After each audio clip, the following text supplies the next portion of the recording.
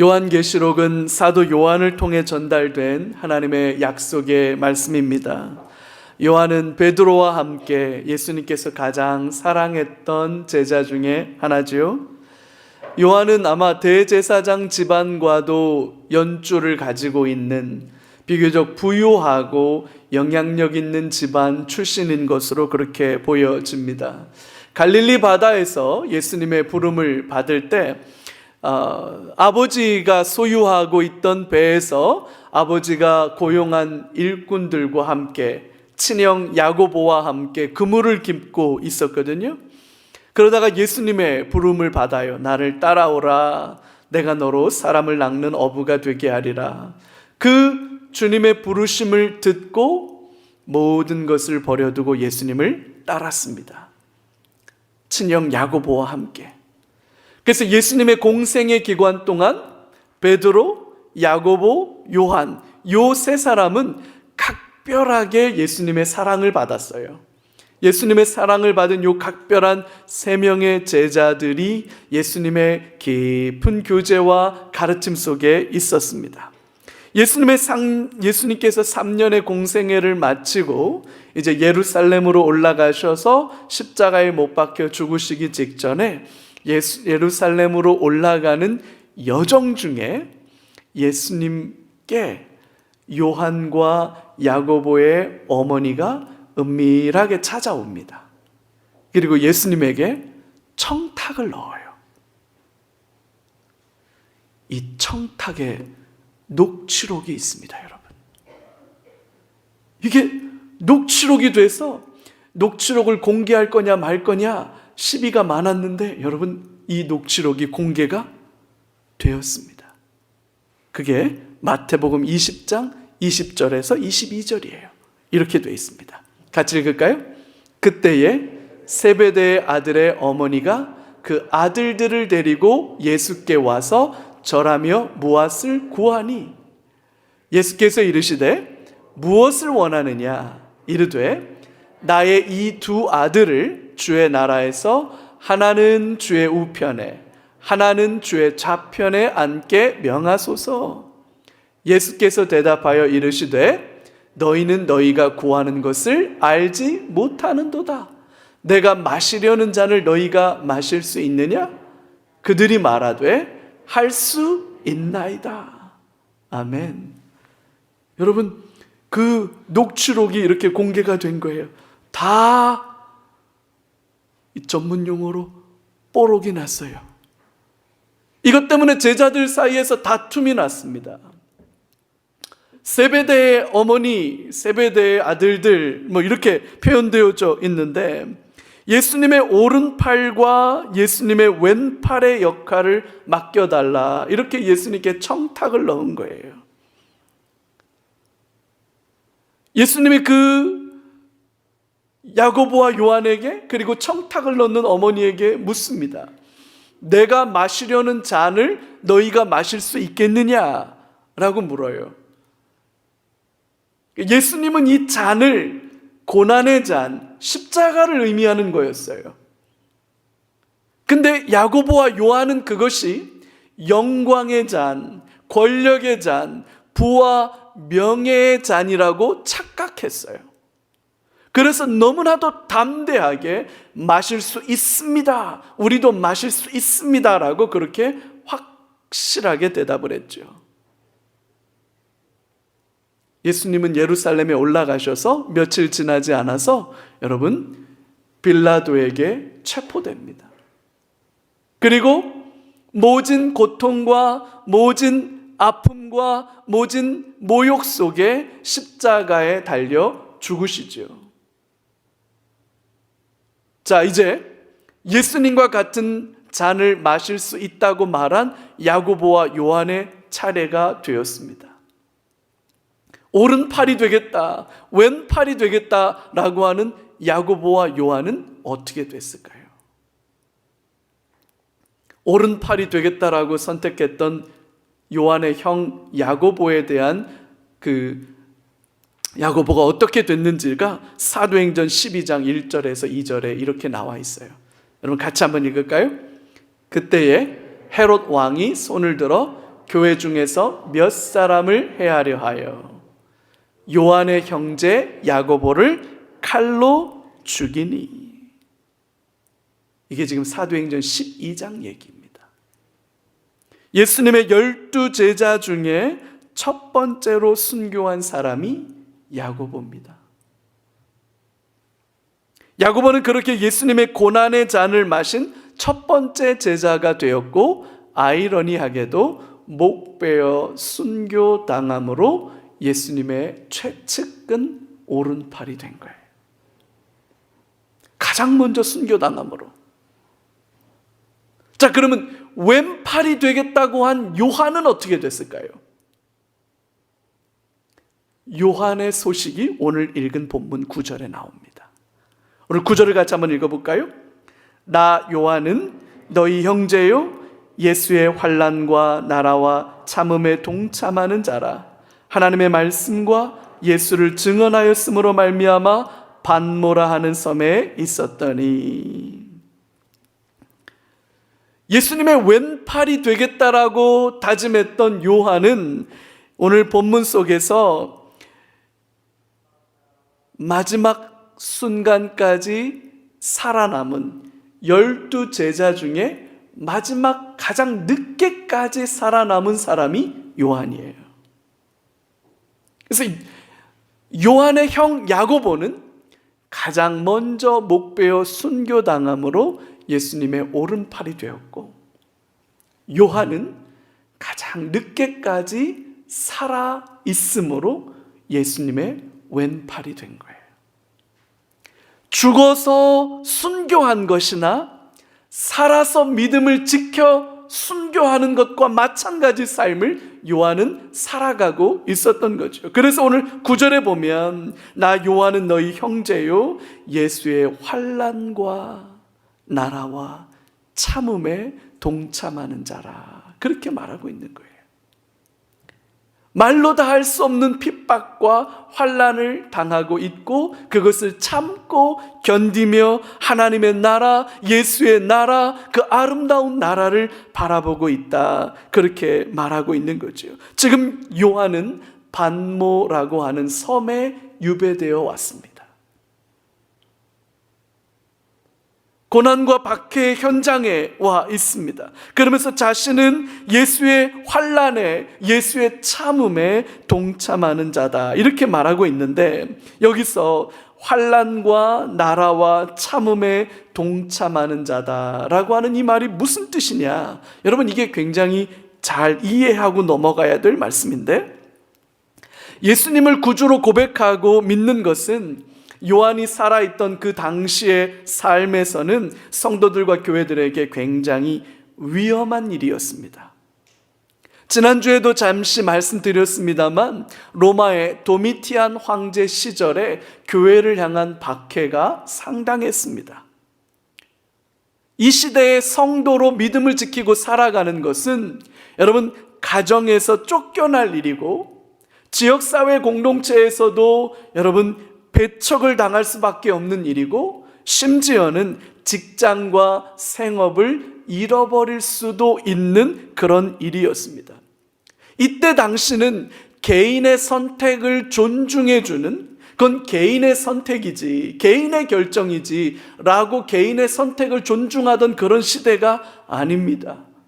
이 시대는 종족 집단 아니면 지역 사회 아니면 가문을 매우 중요하게 여기던 시대였기 때문에 개인적으로 예수님을 믿고 받아들이는 것은 엄청난 저항에 직면할 수밖에 없는 그런 일입니다. 그런 성도들에게 예수님께서 고난당하신 것을, 또 예수님께서 참으신 것을 기억해라, 그렇게 말해주는 건데, 여러분 여기서 잘 기억하고 묵상하고 넘어가야 될 게 한 가지 있는데요. 여러분, 예수님이 십자가에 달려 죽으실 때 그 십자가 밑에 있었던 제자가 요한입니다.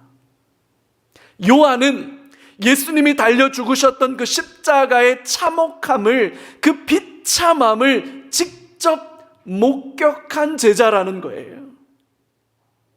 예수님이 얼마나 고통 속에 목마르다, 엘리 엘리 라마 사박다니, 내 영혼을 주님께 부탁하나이다 라고 다 이루었다 라고 말하시면서 그 십자가에서 절규하시고 아파하셨던 예수님의 그 아픔을 직접 목격한 제자가 요한이에요. 누구보다도 예수님의 고난을 알고 있는 사람이 요한이라는 거죠. 그래서 오늘 요한은 그렇게 말하는 거예요. 나는 예수님의 환난과 예수님의 나라와 예수님의 참음에 동참하는 자다.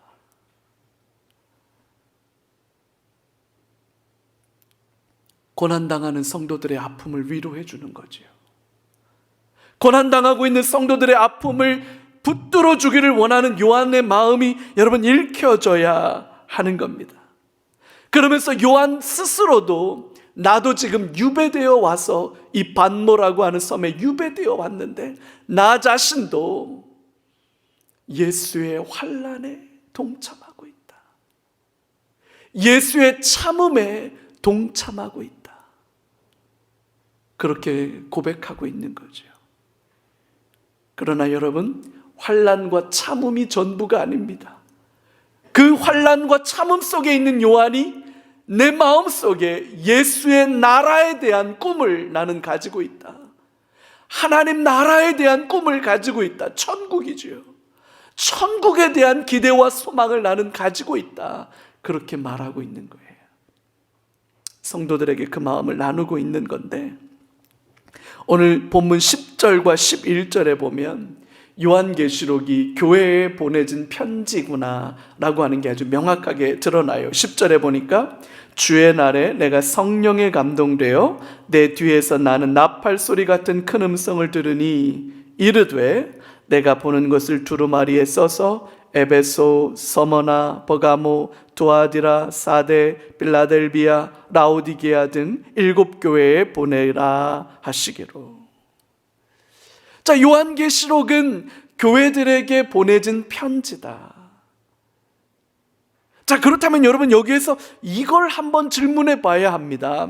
편지는 시간이 남으니까 할 일이 없어서 그냥 쓰는 게 편지가 아니잖아요. 편지를 썼다라고 하는 것은, 편지를 보냈다라고 하는 것은 보내는 이유와 목적이 있는 거잖아요. 편지를 쓰는 이유와 목적이 있는 거잖아요. 자, 그러면 요한계시록은 교회들에게 보내진 편지다. 그렇다면 요한계시록을 해석하는 열쇠가 뭐냐? 요한계시록을 해석하는 열쇠는 요한을 통해서 왜 교회들에게 편지를 보내고 있는 걸까? 그 편지를 보내는 목적이 뭐냐? 편지를 보내는 이유가 뭐냐? 그걸 알아야 요한계시록을 해석할 실마리를 거기서부터 찾을 수 있는 거예요. 요한계시록은 교회들에게 보내진 편지다. 그러면 교회들에게 왜 편지를 보냈을까? 무슨 목적으로 편지를 보냈을까? 그것을 이해해야 되는데, 예수님을 믿는 교회와 성도는 로마 황제로부터 말로 다할 수 없는 환난과 핍박을 당하고 있는 상황이다. 지금 교회와 성도들은 말로 다 표현할 수 없는 환난과 핍박을 경험하고 있다는 거죠.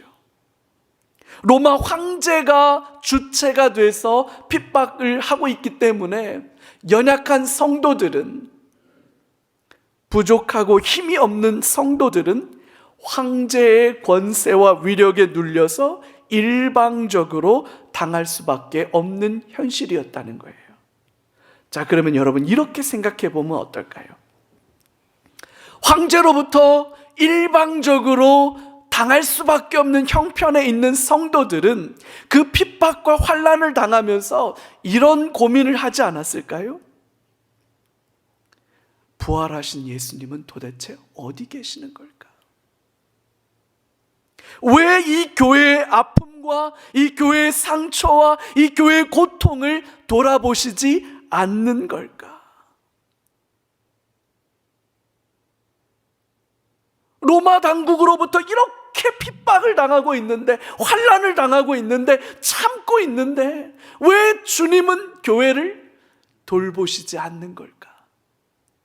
왜 이 환난을 면하게 하지 않는 걸까? 여러분, 그런 의문이 들지 않을까요?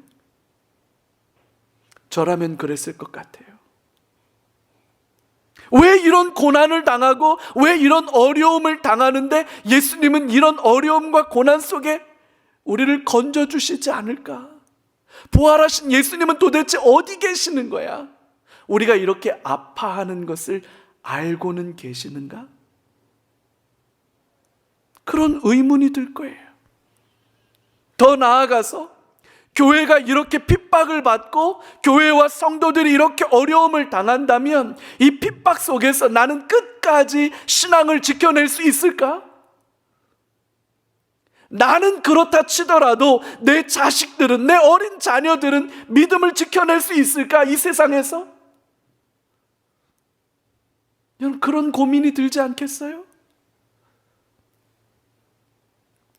이제 막 시작된 교회가 제국으로부터, 로마 황제로부터 이런 엄청난 박해와 핍박을 받는다면 교회는 살아남을 수 있을까? 100년 뒤에도 교회가 여전히 이 땅에 존재할 수 있을까? 이렇게 핍박을 받는데, 집에서 쫓겨나고 지역사회 공동체 안에서, 동네에서 외면당하고 배척당하고, 심지어는 직장을 잃고 생업을 잃을 수밖에 없는데, 여러분, 1890년대에 우리나라에 복음이 들어와서 우리나라에 교회가 시작될 때, 여러분, 예수 믿는다는 이유로 집에서 쫓겨났던 사람들이 한둘이 아니잖아요. 동네에서 쫓겨날 수밖에 없었던 사람들이 한둘이 아니잖아요. 직장을 잃었던 사람들이 한둘이 아니잖아요. 여기 우리 장로님들, 원로 장로님도 계시고 은퇴 장로님들 계신데 아마 장로님들 어린 젊은 시절에 그런 이야기들 많이 들었을 거예요. 예수 믿어서 집에서 쫓겨나잖아요. 제사도 안 지낼 거면 너 같은 자식 필요 없다. 너 족보에서 네 이름 팔 거다. 나가라. 동네에서도 예수 믿는다고 그러면 슬슬 피하고 안 알아주고, 직장에서 쫓겨나고 생업을 잃을 수밖에 없는, 여러분, 1800년대에 우리나라도 그랬다면 이때 당시에는 로마 황제에 의해서 조직적으로 박해가 이루어지던 시절이거든요. 그 어려움 속에서 성도들이 그런 갈등을 겪고 있지 않았을까요? 도대체 부활하신 예수님은 어디 계신 거야? 뭐 하고 계신 거야? 이러다가 우리 신앙 다 떨어질 텐데, 이렇게 가면 교회는 금방 문 닫을 텐데.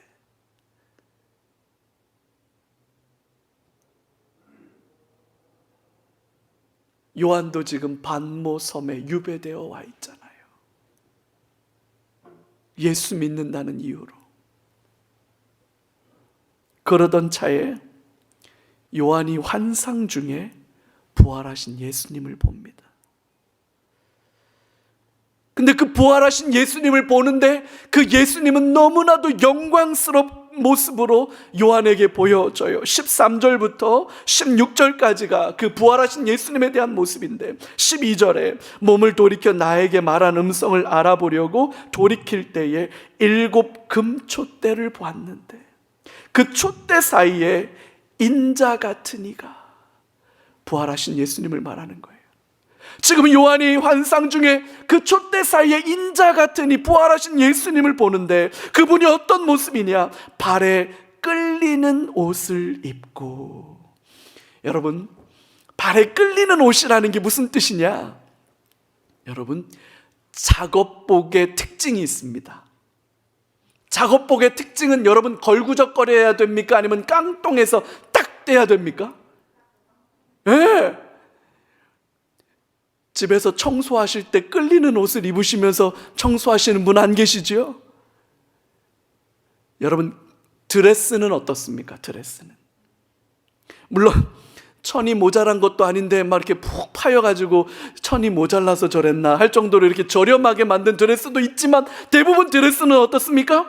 길게 끌리는 옷이지요. 길게 끌리는 옷이라는 얘기가 무슨 뜻이냐? 작업복이 아니라는 말이에요. 길게 끌리는 옷이라는 것은 무슨 뜻이냐? 이거는 그 사람의 신분과 그 사람의 지위를 나타내는 말이에요. 여왕이 공식적인 예복을 입을 때 여왕이 미니스커트를 입지 않습니다. 여왕은 길게 끌리는 옷을 입는 거예요. 예수님이 입으신 옷이 길게 끌리는 옷이었어요. 이게 무슨 얘기냐? 예수님이 영광스럽고 존귀한 분이라는 걸 드러내주는 거예요. 가슴에 금띠를 띠었다.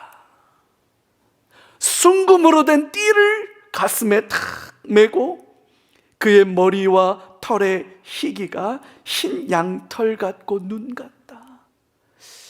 아마 요때 문화에서 가장 아름답고 영광스러운 건 하얀 수염과 하얀 머리털이었나 봐요. 이거 우리 문화에도 있어요, 여러분. 산신령이 나오실 때 산신령이 까만 머리로 나옵니까? 하얀 머리로 나옵니까? 만약에 산신령이 까만 머리를 하고 나왔다면 그건 귀신에 가까울지도 몰라요. 여기 하얗게 그 빛난 수염과 털로 등장하고 있다면 그게 하얗다는 의미가 아니라 영광스럽고 존귀하다는 의미예요.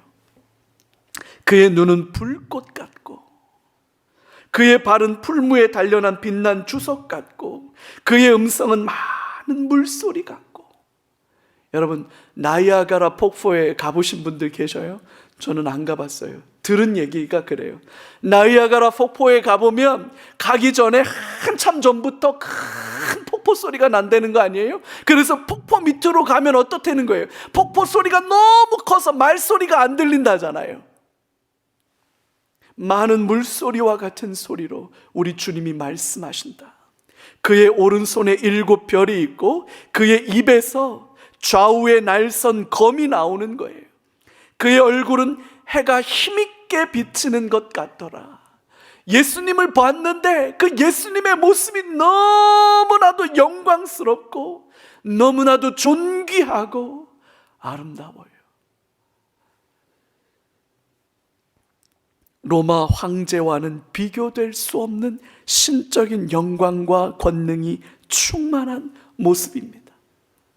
무엇보다도 예수님이 손에 7개의 별을 붙잡으셨고 7 금초대 사이를 이렇게 다니시는데 7별은 뭐냐? 오른손에 붙잡은 이 7별이 뭐냐? 7 교회의 사자들이다. 우리 주님이 교회의 사자들을 붙잡고 계시는 거예요. 오른손으로 7 금초대 사이를 다니시는 거예요. 아까 제가 말씀드렸죠. 고난과 박해 속에 있는 성도들은 그 탄식 속에 이런 질문을 던질 수밖에 없어요. 부활하신 예수님은 도대체 어디 계신 거야? 뭐 하고 계신 거야? 우리 이렇게 힘들고 어려운데 도대체 뭐 하고 계신 거야? 어디 계시는 거야? 이러다 교회 다 망하는 거 아니야? 우리 신앙은 지켜갈 수 있는 거야? 라고 탄식하고 안타까워할 때 우리 부활하신 주님이 뭐 하고 계셨느냐면 손에 7 교회의 사자들을 붙잡으셨어요. 당신의 능력의 오른손에 그 교회 사자들을 붙잡으시고 뭐 하고 계셨느냐? 교회와 교회 사이를 다니시면서 교회를 붙들고 계셨던 거예요. 교회를 지키고 계셨던 거예요. 근데 그 주님은 초라한 모습이 아니에요. 연약한 모습이 아니지요. 너무나도 영광스러워서 말로 다 표현할 수 없는 영광스러움이 우리 주님께 있었던 거예요. 이걸 본 요한이 말로는 다 설명할 수 없는 감격이죠. 여러분, 요한계시록은 그래서 어려운 책이 아니라 알고 보면 요한계시록은 눈물을 적시지 않고는 읽을 수 없는 성경이에요, 사실은. 고난당하는 성도들을 붙잡아 주시고, 아파하는 성도들을 붙잡아 주시고, 주님의 그 능력의 오른손으로 당신의 교회를 붙드셔서 넘어지지 않게 하시고, 쓰러지지 않게 하시고, 망하지 않게 하시는 우리 부활하신 주님이 그 일을 하고 계시는 거예요. 지금 여러분, 예수님의 가장 큰 관심은 교회입니다. 요한계시록을 통해서 교회들에게 위로와 소망의 약속을 주는 것이 우리 주님이 원하시는 거예요. 교회는 예수님의 꿈입니다. 현실 속의 교회는 로마 황제의 핍박 속에 작고 연약한 모습으로 있지만, 여러분, 교회는 결코 무너지지 않습니다.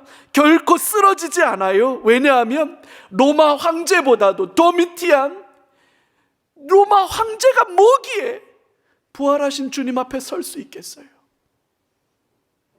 로마 황제가 길게 끌리는 옷을 입었을 거예요. 로마 황제도 가슴에 뭔가 장식을 붙였을 거예요. 그러나 로마 황제의 머리털이 하얗지 않았을 거예요. 로마 황제의 눈이 불꽃 같지 않았을 거예요. 그의 발은 사람의 발이었어요. 그러나 우리 주님의 발은 빛난 주석과 같이 반짝이는 단단한 발이었어요. 로마 황제도 큰 목소리로 말했을 거예요. 그러나 우리 주님처럼 많은 물소리와 같은 장엄한 음성으로 말하지는 못했을 거예요. 우리 주님의 입에서는 날선 검이 나왔고, 그 얼굴은 해같이 빛나는 얼굴이었어요.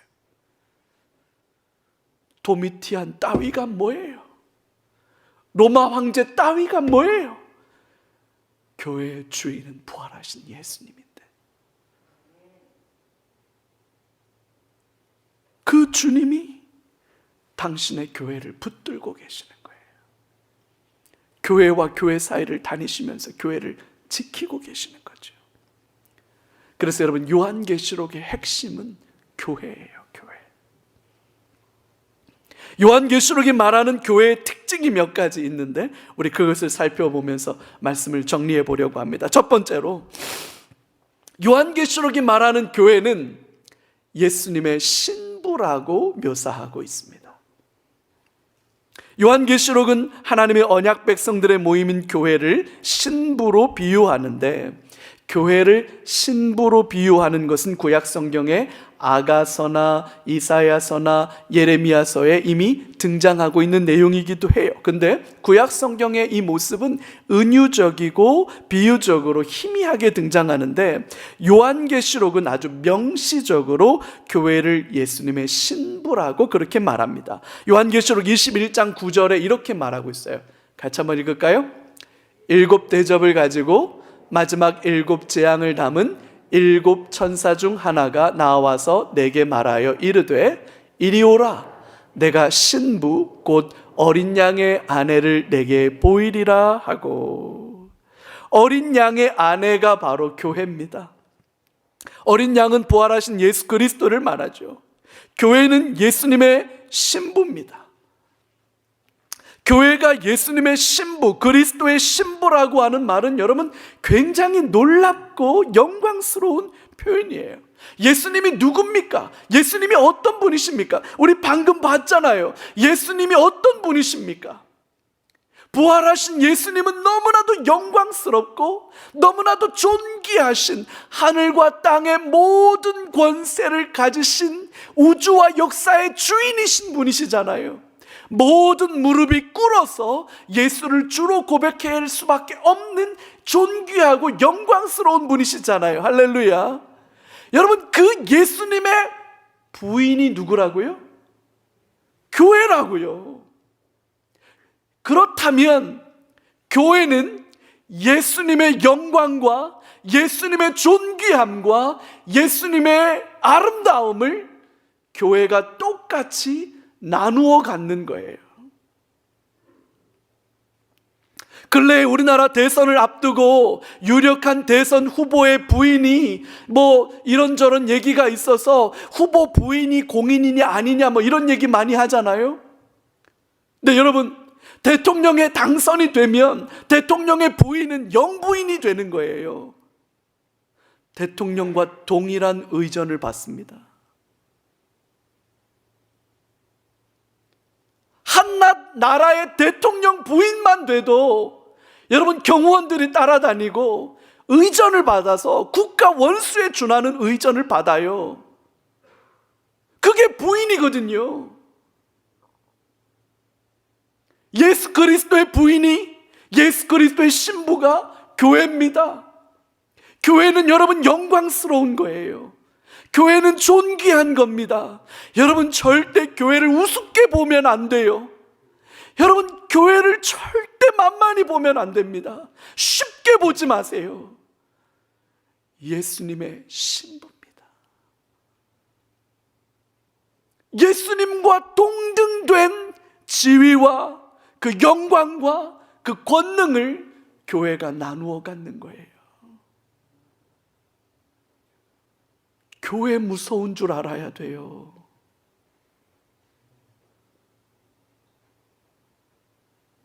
뿐만 아니라 여러분, 교회를 그리스도의 신부라고 말한다면 이게 무슨 뜻이냐? 여러분,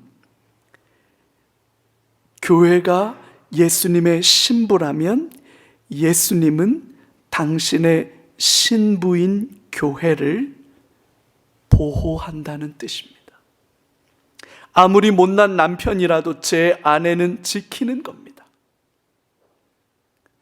누가 내 아내를 어떻게 하면 남편이 나서서 지키는 거예요. 안 그래요? 아닌데 우리 집 남편은 나를 제일 먼저 버릴 것 같은데 뭐 이런, 아니에요 여러분. 그렇지 않아요. 남편들의 마음을 몰라서 하시는 얘기예요. 미울 때도 있지만 여러분, 내 아내는 내가 지키는 거예요. 그게 남편이지요. 나의 명예와 나의 자존심을 걸고 다른 건 몰라도 내가 내 아내는 지키는 거예요. 그게 남편이죠.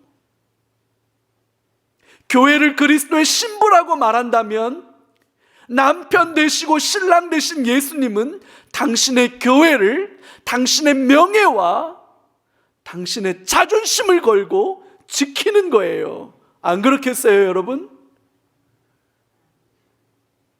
교회 건들면 안 돼요. 신랑 되신 예수님이 가만히 안 둘 거거든요. 그래서 신부라고 말하는 거예요. 우리 주님이 지켜 보호하실 곳입니다. 두 번째로 요한계시록이 말하는 교회는 이런 모습으로 등장합니다. 교회는 허점투성이에요. 요한계시록에 등장하는 교회는 완벽한 교회가 아닙니다. 부족하고 연약합니다. 앞으로 보게 될 소아시아 7교회들의 모습이 그래요. 때로는 첫사랑의 열정을 잃어버리기도 합니다. 거짓된 가르침에 빠져서 온전한 믿음을 잃어버리는 일들도 벌어집니다. 세상 것들의 마음을 빼앗겨서 방황하기도 하고요. 악한 마귀의 세력들이 늘 공격하고 힘들게 하는 것에 지쳐서 쓰러지기도 하고 더러는 배교의 길을 가기도 합니다. 이처럼 요한계시록의 교회들은 한결같이 연약하고 부족하고 허점투성이인 모습으로 등장해요. 여러분, 이런 모습들은 오늘 우리 시대, 이 시대의 교회들의 모습과 크게 다르지 않습니다. 당장 우리 교회, 저와 여러분들의 모습과도 크게 다르지 않아요. 여러분, 이 땅의 교회는 완벽하지 않습니다. 늘 부족하고 연약합니다. 말도 많고 탈도 많고 때때로 분란을 겪기도 합니다. 여러분, 세상에서 제일 말 많은 데가 어딜까요?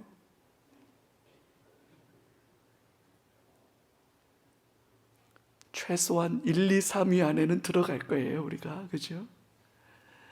여러분, 그래요. 원래 교회가 그렇습니다. 이게 현실이에요. 그래서 여러분, 우리는 더욱더 깨어서 교회의 건강함이 무엇인지를 물어야 합니다. 우리 안에는 연약함이 무엇인지를 분별하고 진단해낼 수 있어야 합니다. 우리는 늘 교회의 온전함을 꿈꾸고 소망해야 돼요. 오일신, 날마다 새로워지기를, 날마다 온전해지기를 꿈꾸고 소망하는 교회, 그게 건강한 교회예요, 여러분. 세 번째로, 교회는 치열한 전투 중에 있다는 거예요. 교회를 무너뜨리려는 사단의 엄청난 공격이 있습니다. 사단은 하나님의 구원 계획을 무너뜨리기 위해서 아기 예수님께서 태어나실 때 예수님이 태어나셨다는 그 이야기를 들은 헤롯을 시켜서 2살 이하의 남자 아이들을 모조리 죽여버립니다. 예수님의 공생의 기간 동안 예수님을 절벽 아래로 밀어뜨려서 예수님을 죽이려던 음모가 있기도 했어요.